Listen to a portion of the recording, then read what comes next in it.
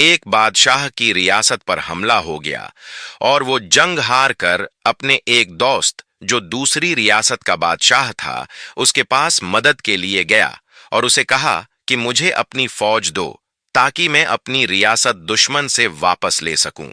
इसके दोस्त बादशाह ने अपने गुलामों को बुलवाया और उसे कैद में डाल दिया।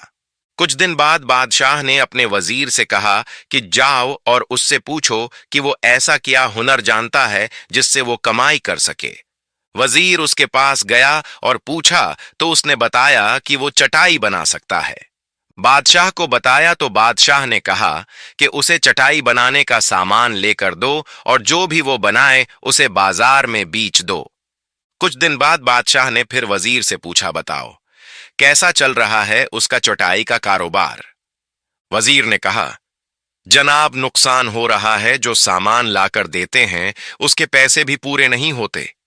बादशाह ने कहा, कोई बात नहीं, आप जारी रखो। कुछ दिन बाद वजीर बादशाह के पास हाजिर हुआ और कहा, बादशाह सलामत चटाई का काम बहुत अच्छा चल रहा है, बहुत मुनाफे हो रहा है। बादशाह कहता है, अब उसे मेरे पास ले आओ।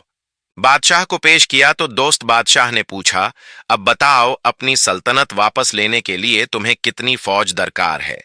उसने कहा, बस 10,000। बादशाह ने वजीर से कहा कि 10,000 फौज इसके साथ रवाना कर दो।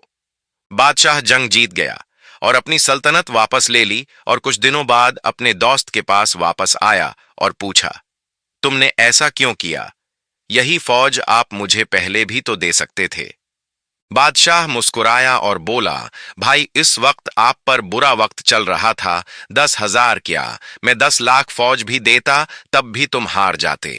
इस कहानी का मकसद आपको यह समझाना है कि जब वक्त बुरा हो तो उस काम को अच्छा वक्त आने तक के लिए छोड़ दो, पर अपनी मेहनत जारी रखो, क्योंकि वक्त बदलते देर नहीं लगती।